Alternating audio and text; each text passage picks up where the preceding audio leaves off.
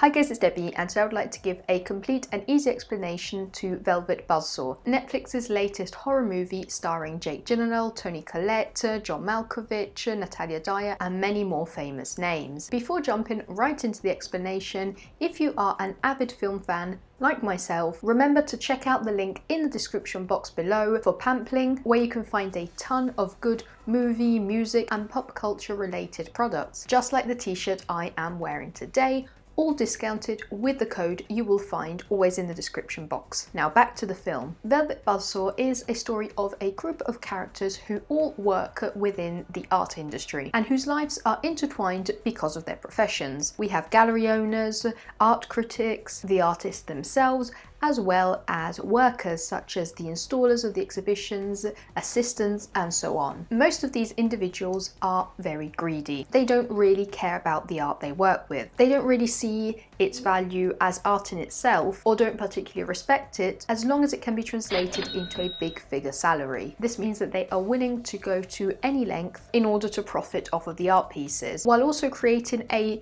net of pseudo work and personal relationships in order to profit even more. In particular, all these characters are drawn to the body of work left behind by a mysterious artist, Dees, who died expressly saying that he wanted all his artwork destroyed. The artist's will is not respected, and soon his mesmerizing and frightening pieces are plastered all over art galleries and pitched to high bidding buyers. But this is when all the film's mystery begins to work. All the people who selfishly profited from Dees's creations are soon haunted by bizarre events which quickly escalate to their death. The first person to pass away is an installer who had eyed Dees's works while snooping around an art gallery at which he worked. He is later haunted by chilling visions which lead him to crashing his car into a gas station which is ironically named Humble. After the crash, he is also attacked by a painting inside the gas station, as the spirit tormenting the character does not only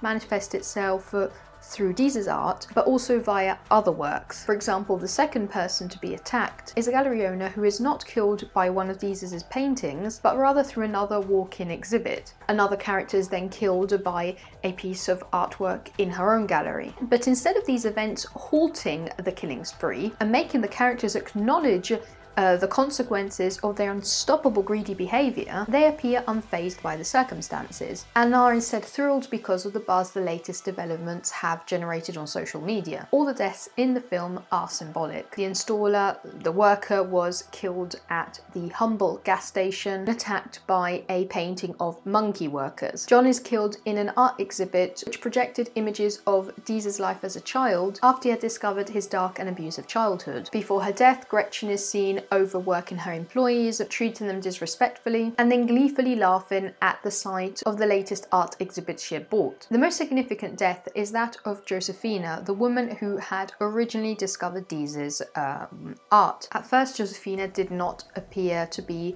too affected by it, but then she became one of the greediest characters, making me think that Dees's art had some sort of effect on who viewed it. It made people immediately obsessed, morbidly obsessed. Josephina became so obsessed and also so snobbish that she rudely shunned who created alternative art such as graffiti. So her fate was that of being taken over by a graffiti and becoming part of it forever. One interesting role in all this macabre game is Coco, a simple assistant who was not directly involved in the management of the art pieces, but who, by working for big names, eventually discovered how they were operating in a dishonest manner. She didn't have any direct involvement in the management of the art, so she was not affected by Dees's curse, but just as she discovered all of her employers' wrongdoings, she was also the one that then discovered their dead bodies. This had a strong impact on her, and I think it was a way of reminding her that even if she wasn't directly involved in the situation, she still didn't actively do anything to stop it. Another character who was not affected by the curse was Pierce, an artist who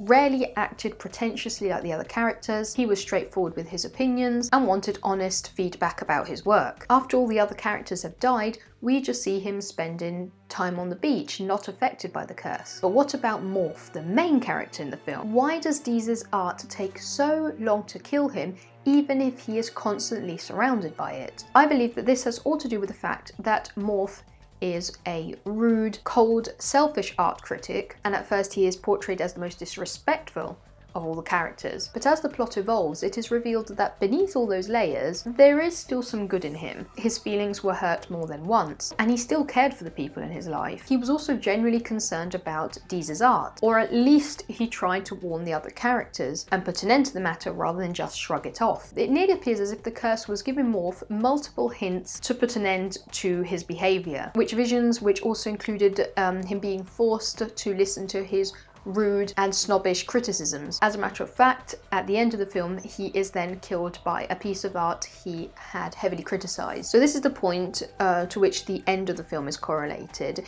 in which we meet the character who shrugged off the matter the most, Redora. Redora was a brutally tough art gallery owner who cared more about her sitting position at a funeral rather than the person who had passed away, a person who would constantly mistreat her employees and acquaintances as long as it all meant success. At the end of the film, we are shown just how lonely Redora is, secluded in her multi-million mansion in the hills, surrounded by expensive artwork but with only the company of her cat. At the end of the film, Redora comes to terms with the reality of what has happened, and she appears to sit and wait for her fate, knowing that sooner or later it will arrive. And it does arrive, this time through a piece of art on her own body, a tattoo on her neck, which comes to life to injure her. The film then ends with Deeze's artwork being sold by street vendors even for $5 a piece, meaning that dozens of people will then become affected by it, and probably with a negative outcome, as the person who actually sees the art being sold is Coco, the witness to all the previous deaths. So this film is ultimately a criticism of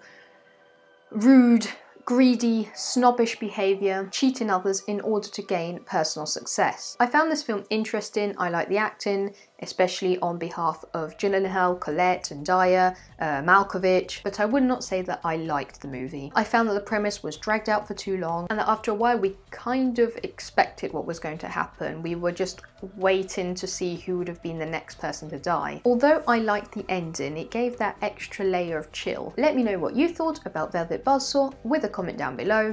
I hope you enjoyed this video. If you did, make sure to subscribe, and I'll see you soon. Bye.